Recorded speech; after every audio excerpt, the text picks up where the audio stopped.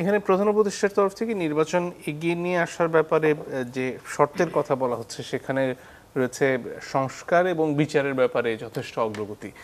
সেটা আসলে কতটুকু হলে নির্বাচন এগিয়ে নিয়ে আসার মতন পরিস্থিতি হবে সেটার কি কোনো ধারণা তৈরি হয়েছে কিনা?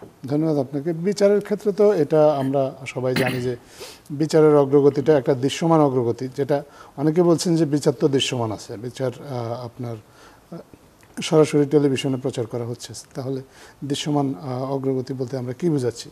দৃশ্যমান অগ্রগতি বলতে আমরা এরকমই আমাদের একটা প্রত্যাশা, এটা আমাদের মানুষের প্রত্যাশা, সরকারের প্রত্যাশা, রাজনৈতিক দলগুলোরও প্রত্যাশা যে যে মামলাগুলো চলমান আছে, যে অভিযোগগুলো গঠন করা হয়েছে সেগুলো হয়তোবা রায় দেওয়ার পর্যায়ে যাবে আশা করা যাচ্ছে। এটা এটা একটা প্রত্যাশার কথা, সিদ্ধান্ত নেবে আদালত। আসলে সেটা আদালতের পক্ষে সম্ভব হবে কি হবে না, কিন্তু যে সময়সীমাটার কথা বলা হয়েছে এই সময়সীমার মধ্যে একটা প্রত্যাশার কথা ব্যক্ত করা হয়েছে। আর সংস্কারের ক্ষেত্রে যেটা বলা হয়েছে, সংস্কার নিয়ে তো আসলে সবসময় আলোচনা চলছে।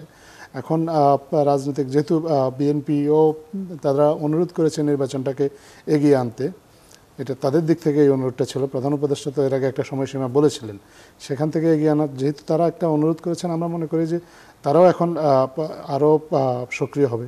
তারা তো সরকারকে এই বিষয়ে একটা সহযোগিতার সম্পর্ক সরকারের সাথে সবসময় ছিল। আমরা মনে করি যে সেই সম্পর্কটা আরেকটু বেগবান হবে। যদি সেটা হয় তাহলে সংস্কারের ক্ষেত্রেও যেই প্রত্যাশিত যে অগ্রগতি, আমরা মনে করি যে সেটা সম্ভব এই সময়সীমার মধ্যে। এখানে বিএনপির তরফ থেকে সরকারের উপর নানানভাবে চাপ দেওয়ার কিছু কিছু অংশের মধ্যে ছিল কয়েকজন উপদেষ্টার পদত্যাগের দাবি, অন্যদিকে মেয়র পদে শপথ নেওয়ার জন্য ইশরাক হোসেন আজকেও আবার ফিরে গেছেন তারা আন্দোলনে। সেই ব্যাপারে কি আসলে যথেষ্ট অগ্রগতি হয়েছে?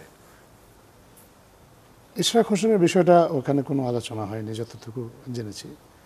আর উপদেষ্টাদের পদত্যাগের দাবি, এটা হয়তোবা কোনো কোনো কোনো ঘটনার প্রেক্ষিতে বা তাদের মনে হয়ে থাকতে পারে, কিন্তু আপনারা দেখেছেন তাদের সাথে যখন আলোচনা হয়েছে উপদেষ্টারাই ছিলেন, যাদের পদত্যাগের কথা বলেছেন তারাই ছিলেন। যদি তাদের আপত্তি থাকতো বা তাদের এই দাবিটা তারা যদি মনে করতো যে না এই দাবি থেকে তারা সরে আসেনি, তাহলে তো তাদের আলোচনায় তাদের অংশগ্রহণেও তারা আপত্তি জানাতে পারতো। যেহেতু তারা তাদের অংশগ্রহণে কোনো ধরনের আপত্তি জানায়নি, আমরা ধরে নিচ্ছি যে এই দাবিটা আসলে তারা এখন আর এই দাবিতে নেই। এর পাশাপাশি নির্বাচনের তারিখের ব্যাপারে ডিসেম্বর কেন্দ্রিক এক ধরনের অবস্থান ছিল বিএনপির, সেখান থেকে তাহলে এই বৈঠকের মাধ্যমে স্পষ্টতই কি বিএনপি নির্বাচনের তারিখের ব্যাপারে দ্বার উন্মোচন করলো আলোচনার? না, সেরকম বিষয় না। ডিসেম্বর তারিখটা তারা তাদের রাজনৈতিক কারণে বা তারা তাদের পর্যালোচনা থেকে তারা সম্ভব মনে করেছিল যে ডিসেম্বরে একটা নির্বাচন সম্ভব। মাননীয় প্রধান উপদেষ্টা উনি ওনার মতো করে যেহেতু কাজটা উনি এগিয়ে নিয়ে যাচ্ছেন, কাজটাকে সংস্কার প্রক্রিয়াটাকে উনি কার্যত নেতৃত্ব দিচ্ছেন, উনি সেই বিবেচনায় একটা সময়সীমার কথা বলেছিলেন।